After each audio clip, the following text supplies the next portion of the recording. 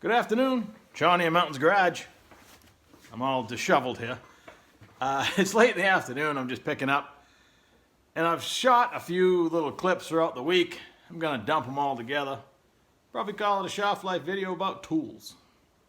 Let's do it. I've mentioned before I've only had 4 real jobs, plus what I do now, since I was 15. The first place I worked at, the transmission shop, I never remember working there or having permission to work there when the place was closed. And I didn't have a lot of tools, or it really wasn't a concern. The next transmission shop I worked at, I was there longer. It was a really nice shop, pretty big. I had started to collect a lot of tools. At this point, I still only had 1 set of tools, and they were at work. And they were nice enough. I mean, they were crazy nutso, but they liked me, and they let me work there on my stuff at night if I wanted to. So I could come and go. In fact, for a while, I had a streak of changing engines on New Year's Eve in my truck. Planned. I just was upgrading, but I don't drink, so you might as well change the engine in your truck. By the time I moved on to my third job at a Chrysler dealership, only a mile from my parents' house where I was still living, I had a pretty good selection of home tools and fabrication equipment, and I had a big toolbox, and I was collecting tools for work tools. The dealership was open nights until 8. We were usually done around 4:30, so you had that time available to work if you wanted to. And they were open all day Saturday till 5 or 6 o'clock, and we could work in the shop then too. It was kind of a loose arrangement. They really didn't want you doing side jobs.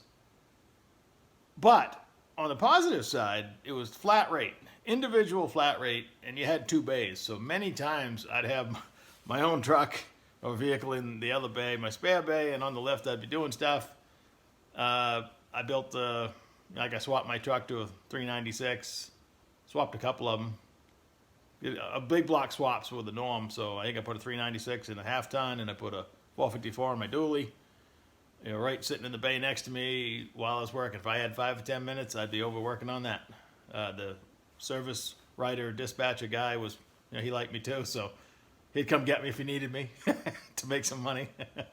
But individual flat rate, when times are good, boy, you can make some money. You could log 15, 20 hours, be all done by 2 o'clock and doing your own thing. Sometimes, like around this time of year, Christmas and New Year's, wasn't a whole lot of work to do. We had a guarantee, but it was a lot less per hour. And I believe we only had, as a shop, most of us only used it once. So, good times. And then I'm still in my early 20s, and I get a job. I was reluctant to leave the dealership, but I'm glad I did.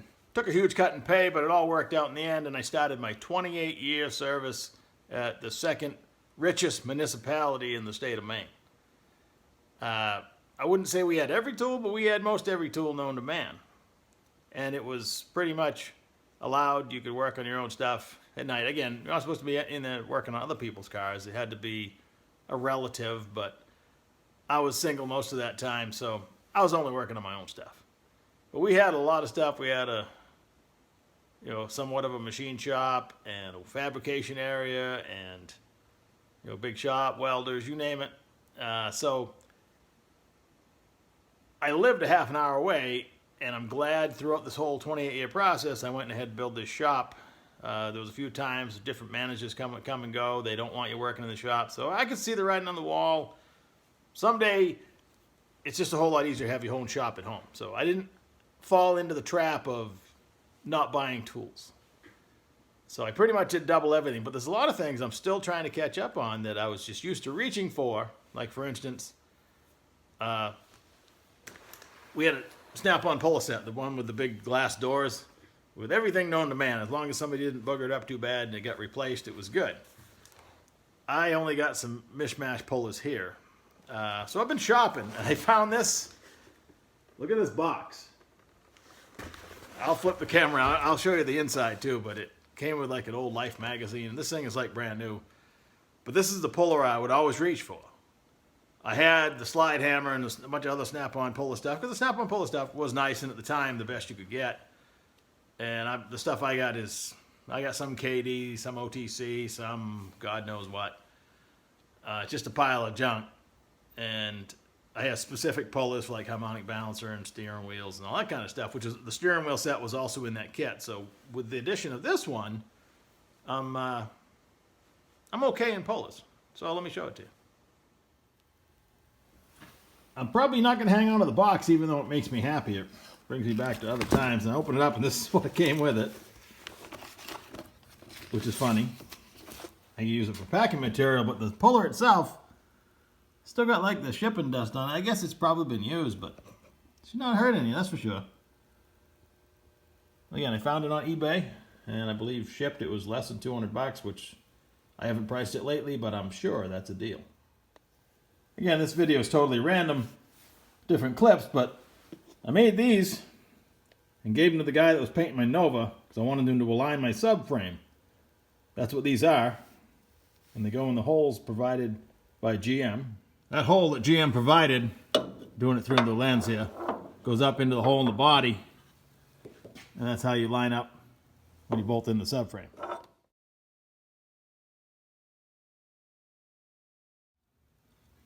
I made that puller to go in the hub of a big truck, we're talking semi, you know, to pull off an inboard brake drum when it's stuck. You put it on the outer hub, wind a bolt in against the center, and pull it out. Works pretty good.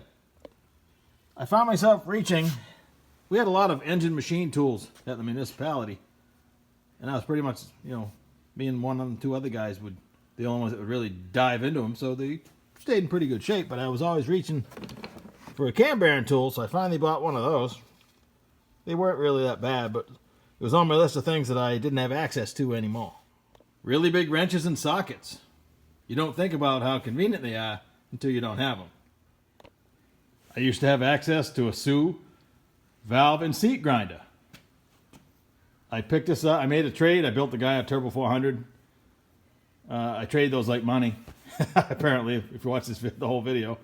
I'll be fixing this one up, parts are still available. I actually bought a manual, was able to buy some stones.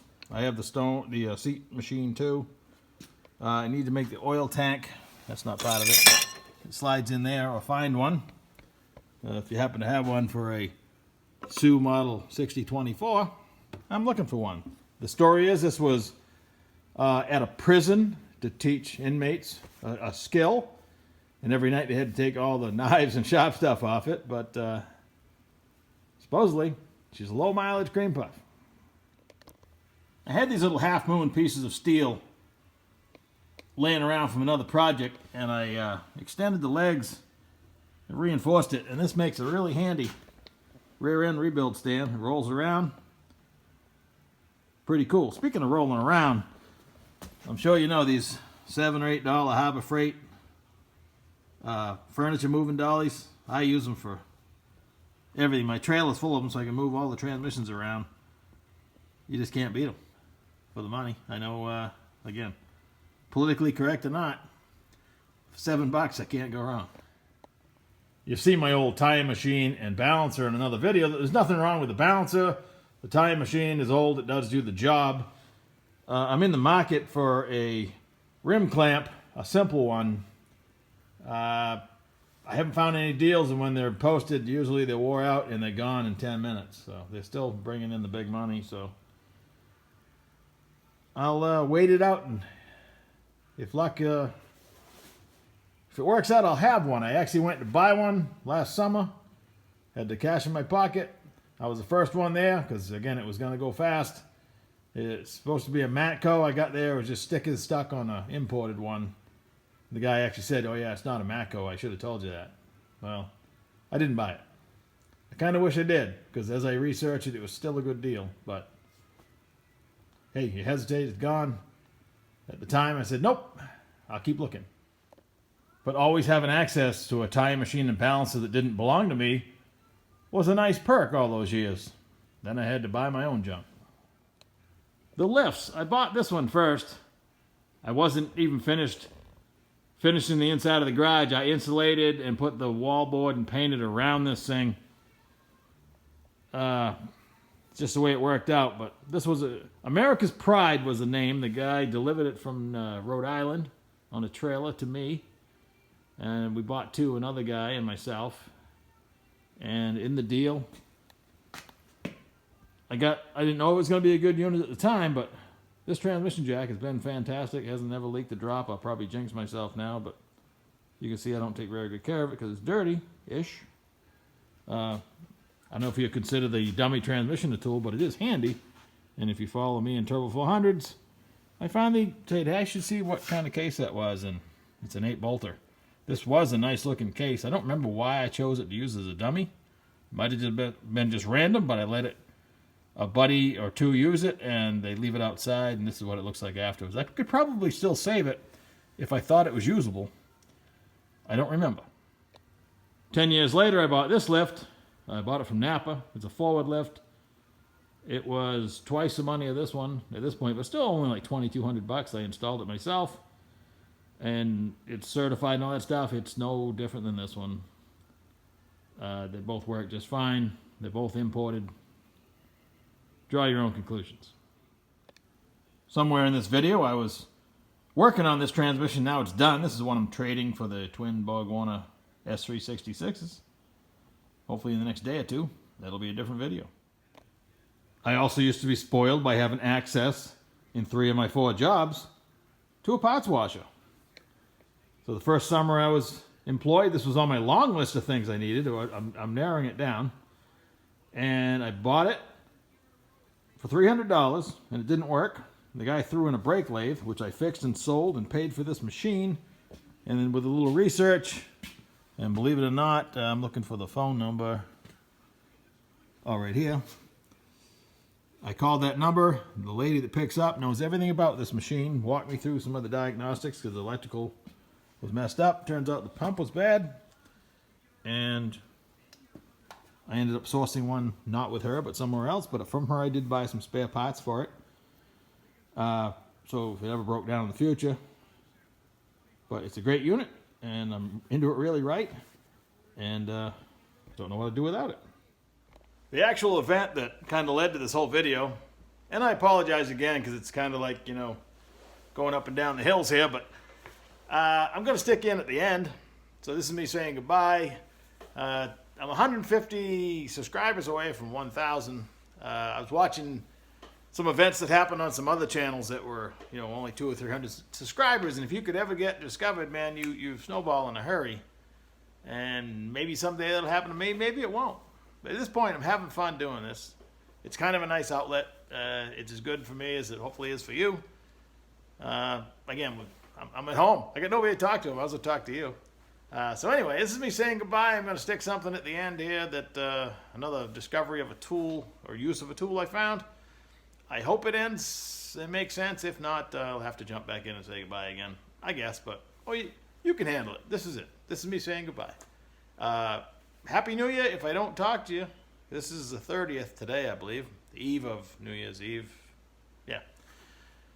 Anyway, always a pleasure. Catch you next time. One of the engine combos for the 72 Nova is going to be a Turbo LS. I have everything to do a big single, but I kind of thought twins would be cool too. So in the back of my mind, when I see parts and they're affordable, I grab them. I have a set of up and forward headers and some T4 elbows, and I really thought a set of Borg-Warner S366s would make a nice twin combination. The other day on Marketplace, the guy has a pair of them in the boxes, never been used, and he wants a Turbo 400. So yesterday and today, I'm building this transmission for him, and I decided to finally solve a problem I had. I'm right around the 40-year mark working on Turbo 400s. I've made tools for just about everything else. Removing and installing the pump pressure regulator spring, I usually fight it out with a screwdriver, pushing out with my chest to get the clip in and out. A few weeks ago, while working on the ZZ383, I had laid out the 3 valve spring compressors that I had and explaining that this one, I don't know where I got it, but it looks like it's for a small engine. It didn't occur to me then. This afternoon I said, you know what, I'm tired of doing this job the hard way. I don't look forward to doing it because it's usually a fight and sometimes you fire the parts across the shop. I'm going to make a tool. When it finally lined up in my head, I have it right here. This works slick. Yep, sometimes the answer is too simple and it's right in front of you. And I'd say I'm using it for something it's not intended for, but technically I'm still compressing the spring. It's just a little unconventional, but she locks right on there. I don't have to hold it. And it worked really slick. And if you forget to put the clip in, it fits over the rod. So I snapped it right on there, popped it right in, piece of cake. Tools.